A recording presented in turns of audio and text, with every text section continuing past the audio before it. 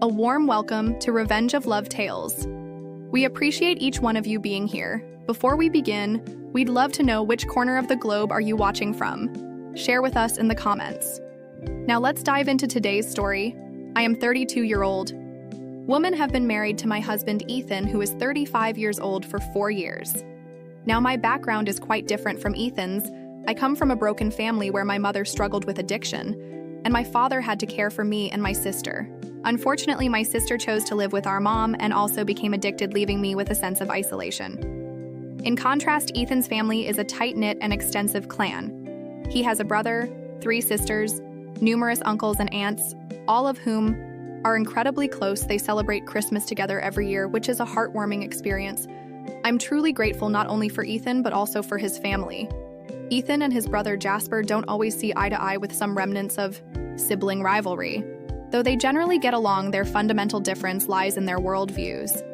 Ethan, coming from a big family, has always wanted to have a family of his own. A sentiment I share. I've never experienced the joys of a large, supportive family and the constant activity in the household. On the other hand, Jasper vehemently opposes having children. He and his wife Lena refuse to have kids or even be around them, which has become a major point of contention between Ethan and Jasper. Things took a turn for the worse when I became pregnant. While everyone in the family was ecstatic and in celebratory spirits, Lena and Jasper acted as though a great tragedy had befallen me. Their comments were hurtful, suggesting I should plan a farewell party instead of a baby shower, because I'd be saying goodbye to my life. They also made insensitive remarks about how I'd become fat and ugly for the rest of my life. Ethan attempted to intervene, but they remained stubborn, so we decided to limit contact with them. Fortunately, Ethan's sisters supported our decision, as they were also fed up with Jasper and Lena's behavior. All 3 of them had kids of their own, and Jasper and Lena were never willing to assist even in emergencies. My pregnancy was challenging, especially as we were expecting twins, and I battled severe nausea and debilitating swelling in my feet. By the end of the 2nd trimester, I used to struggle after walking just 20 meters, gasping for breath throughout. This challenging period, Ethan had been my rock, offering unwavering support. His sister Maya also came to our aid. Among Ethan's 3 sisters, 2 resided in other states. However, Maya, the eldest, lived in the same city as us, and her assistance was a true blessing. Maya herself had a 3-year-old daughter named Ivy, who was an absolute sweetheart. Ivy adored spending time with both Ethan and me, and never missed an opportunity to help with babysitting. When my twins were born, our entire family came to celebrate the joyous occasion. However, Jasper and Lena, Ethan's brother and sister-in-law, were notably absent, despite the help from the rest of the family.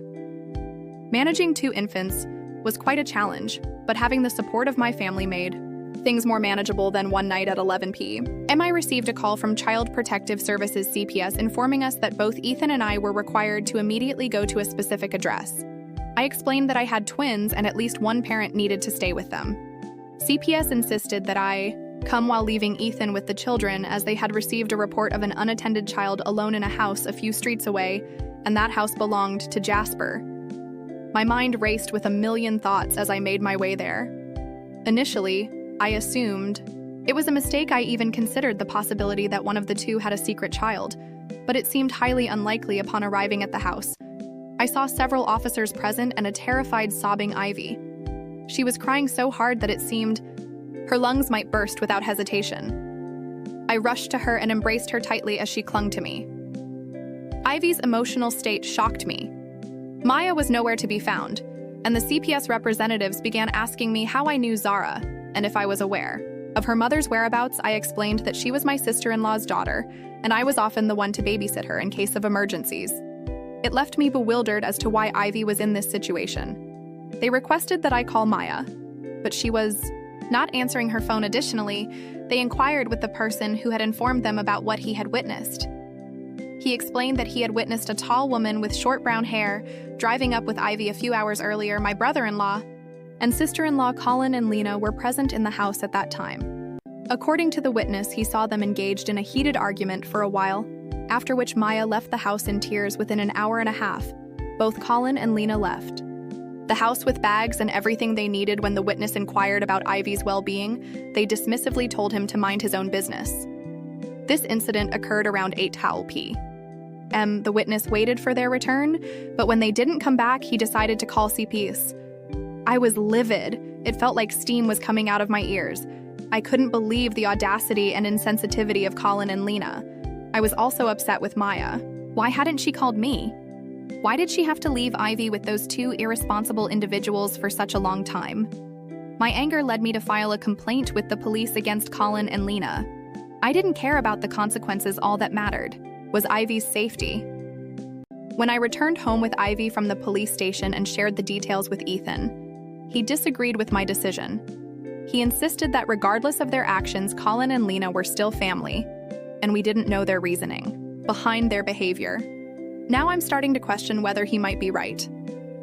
I don't have the full story, and my decision to file a complaint might have serious consequences. Despite Ivy's safety, I'm doubting my judgment. Was I too hasty in going to the police without knowing the complete Lena? Eventually, we managed to reach Maya. CPS had also contacted her, informing her that Ivy was with them. Maya explained that her husband Mark had met with a severe accident, and she had to rush to the hospital. In this emergency, she had contacted Colin and Lena, asking them to take care of Ivy for just one night. She had promised to collect her the next morning. Maya had even packed Ivy's food, and Ivy, being a quiet and undemanding child, wouldn't have caused them much trouble. All these arrangements were made through texts and calls before she dropped Ivy off at their place. Maya didn't want to burden us because she knew we were already dealing with a lot. When she left Ivy with them, they began berating her, claiming they were child-free and had no time for such responsibilities. Maya pleaded with them because Mark was in critical condition, and she couldn't take Ivy to the hospital with her. Reluctantly, Colin and Lena agreed. After that Maya had no idea what happened, she called them at 10 p.m. and they assured her that Ivy was fine. It was only when CPS called her that she realized they had left Ivy alone and gone on a vacation. She was sobbing uncontrollably, mentioning that now that Mark was out of danger, she faced the risk of losing her child. Ethan drove her back from the hospital, and we managed to put both her and Ivy to sleep. Ethan's anger was palpable, and it was the angriest I had ever seen him. He made numerous calls to Jasper, at least 20 or more times, but it all went straight to voicemail. My disdain for people had reached a new low, and Colin and Lena were the ones responsible for setting this new standard. It was indeed a harrowing day. Jasper and Lena eventually returned home. They had been summoned for questioning, and they were furious with me for reporting them when, in their opinion, it was none of my business. I firmly told them to back off, emphasizing that their child-free status should not take precedence over helping the family in times of such distress. Their child-free choice should not outweigh the safety and well-being of a 3-year-old child. I stressed that anything could have happened to Ivy while she was left alone in a house that was not child-proofed. I urged them to reconsider their priorities. Fortunately, the police officer understood Maya's situation, and although Jasper and Lena were let off with a warning, they had to pay a hefty fine. Currently, we are not on speaking terms, and I couldn't be happier. It has been a month since Mark's accident and the entire ordeal. He is getting discharged today. Ivy had been mostly living with us during this time, and she caused no trouble at all. Maya is understandably exhausted, so Ethan will be going to assist her. One of Ethan's other sisters has also come over to lend a helping hand. This has undoubtedly been a tough period for the family, but we made it through. Everyone, including my mother-in-law and father-in-law, has distanced themselves from Jasper and Lena. To be honest, they deserve it. I am simply relieved that the nightmare is over, regardless of what happened. Ivy is Maya's responsibility, and she should not expect others to make exceptions for her. She is the parent, and she needs to be prepared. I completely understand that. Some people choose to be child-free, but sometimes you do things for others even if it makes you uncomfortable or annoyed. That's how relationships are built and maintained. It's disheartening to see how selfish they have been. You're definitely not the one at fault here. Neither your brother-in-law nor your mother-in-law have acted like rational and responsible adults, and they had this coming. I'm relieved that nothing happened to Ivy, and I feel deeply sorry for Maya. You absolutely did the right thing, Opie. I live in a large apartment complex. One day, as I was heading out with my dog, I needed to take the elevator down. My dog is 8 years old and incredibly well-behaved. She doesn't bark at anyone and has a calm demeanor. She only approaches strangers in public when they signal for her to come to them. She's a medium-sized dog, and I can't imagine anyone finding her intimidating. She is always on a leash when we're outside the house, unless we're in a designated area where dogs can be off-leash while waiting for the elevator. It arrived, and there were two people inside, a female aged 15 to 20 and another female aged 20 to 25. When the elevator doors opened, my dog attempted to enter, but the younger woman inside started shrieking loudly, expressing her fear of dogs. I calmly informed her that the elevator was for everyone, including dogs, and we both stepped inside. As a courtesy, I kept my dog on a very short leash, positioning her behind my legs at the opposite end of the elevator. However, the passenger continued yelling, insisting that we leave. I responded by saying she could take the next elevator if she didn't want to ride with a dog. Despite her protests, she chose to stay, and we had an uneventful 20-second journey to the ground floor. At no point did she mention being allergic to dogs, which might have warranted me taking a different elevator upon exiting. She made several comments, some quite rude, but I ignored her and proceeded to my car. I wonder if I was under any obligation to accommodate her by taking another elevator. I understand the analogy of the sword, meaning if it were another situation, I would have waited. However, in this case, it wasn't about my appearance. It was about my dog, whom I consider part of my family. I find it difficult to accept discrimination against my dog, just as I would against any family member. Am I in the wrong here? Should I have chosen to wait for the next elevator? I appreciate the feedback. Even the critical ones. I posted this to learn, grow, and be better. I acknowledge my oversight, and I understand now that it wouldn't have cost me anything. To wait for the next elevator, I will make that choice in similar situations in the future. Additional context, my dog was behind my legs, pressed against the elevator wall. The other passenger could have easily exited if they had wished. I want to clarify that I did not corner her, as some have suggested. I was positioned between the other passenger and my dog was on a very short leash. On a related note, we are planning to visit my husband's mother's house for Thanksgiving. I brought up a month ago that we should time our visit differently because my 1-year-old son, whose birthday falls in February, needs a nap and already has issues with being at their house. My son doesn't particularly enjoy visiting their house for some reason, and he's quite resistant to being put down. However, we had a breakthrough in making plans for our Thanksgiving visit. He had a full nap right before we left for their house, which made him more receptive to being there. My mother-in-law and I decided that it would be best for everyone if we met up at their house around 5 in the evening. This way, my son could have a proper nap, eat when he got there, and feel more comfortable. My brother-in-law called her yesterday, and it seems she didn't relay the information to him about our plans for a later dinner. He mentioned that he was going to his girlfriend's mom's place at 6 and wanted to do dinner at noon. This caused my mother-in-law to call my husband, and she was visibly upset, even hyperventilating apparently, because my brother-in-law wanted to change the time and was asking my husband for approval. This is where our argument began. I'm a stay-at-home mom, and my husband works full-time. I firmly believe that children up to 7 years old should have their naps because it's crucial for their development. I expressed my frustration to my husband, explaining that if I had known the time was going to change, I would have adjusted our son's sleep schedule. I didn't want to go there and have an upset child who missed his nap and wouldn't eat until 4. My husband's response was that our son would have to do things he doesn't want to in life, so it shouldn't matter if he doesn't get a proper nap. I became upset because I felt like he wasn't prioritizing our child's needs over dinner plans. I understand that I could be the one in the wrong here, but I don't see how it's fair to our son to skip his nap altogether. I just didn't understand why my husband wasn't putting our child's well-being first over dinner plans. I recognize that my child doesn't revolve around our schedule. Instead, we should adapt our schedule to meet his needs. I got upset because I couldn't comprehend why my husband wasn't putting our child's well-being first over dinner plans. I understand that I might be in the wrong here, but I don't see how it's fair to our son to skip his nap altogether.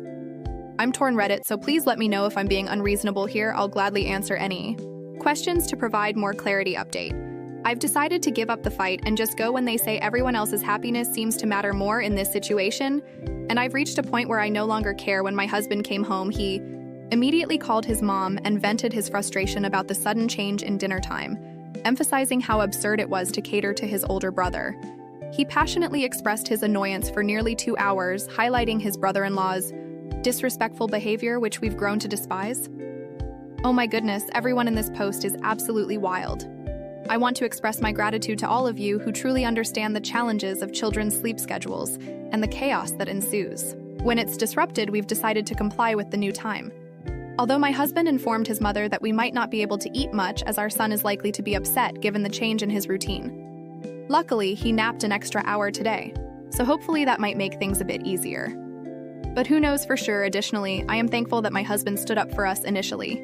He brushed off the significance of our son missing his nap, saying, "Who cares?" just to pacify his mother. However, after reflecting on the situation during the rest of his shift, he came to his senses being the youngest in the family. He often feels overshadowed by his mother's preference for his older brothers. There's an ongoing struggle between the siblings, and my husband frequently feels disregarded regarding our son sleeping at their house. It's simply not an option. Unlike some children who can fall asleep anywhere, our son doesn't easily settle down. Unfortunately, my husband's family consists only of his mom, his 2 brothers, and his stepdad with no cousins or extended family. It's a small family, which usually makes planning events ahead of time easier. We confirmed the dinner time with his mom on Sunday, and she admitted that the confusion was entirely her fault for not informing his brother about the set time. However, she has chosen to ignore my husband's inquiry about why she's prioritizing his brother's wishes over the previously agreed upon schedule. The older boys tend to use the tactic of threatening, not to show up as leverage, and she believes my husband will follow suit and not attend at all. We've decided to stick with the change. Dinner time, putting an end to our earlier disagreements. Yes, my husband has his flaws just like anyone else, and I'm well aware of my own shortcomings. We make a conscious effort to acknowledge our issues and work on them as a united front, always striving to do what's best for each other. Holidays tend to be a bit challenging, for both of us, creating stress and tension at an all-time high. He's been in this situation before and understands it, but the way we met is quite unconventional and wild. However, we genuinely love each other deeply. My husband works 6 days a week, putting in long hours of 9 to 10 hours a day to provide for our family and pay for the house we own, while I am the primary caregiver. He is also very present in our children's lives. Following dinner, as I was on my way home, words were exchanged about his dog's behavior as it kept taking food from my son's hands. I told my brother-in-law to back off, walked into the bathroom, and just as the door latched, I overheard him talking to everyone about me mentioning that I had told him to back off regarding his dog. Frustrated, I stepped out of the bathroom and impulsively grabbed a handful of freshly carved turkey, which I threw straight at his face. My husband had to step in to calm us down and then went to find his mom, who was likely hiding upstairs, possibly in tears. He eventually convinced me to return inside to finish dinner with the condition that we drive 2 hours away on Monday to get Hawaiian food. I firmly believe that a child who hasn't had a nap can make dinner a challenging experience for everyone. Your mother-in-law knew and understood this, which is why she agreed to change the dinner time. If you go and your son misbehaves, make sure your husband and brother-in-law step up and deal with it. What are your thoughts on today's stories? Feel free to share your opinions in the comments below. Don't forget to leave a like and subscribe, as it greatly supports the channel.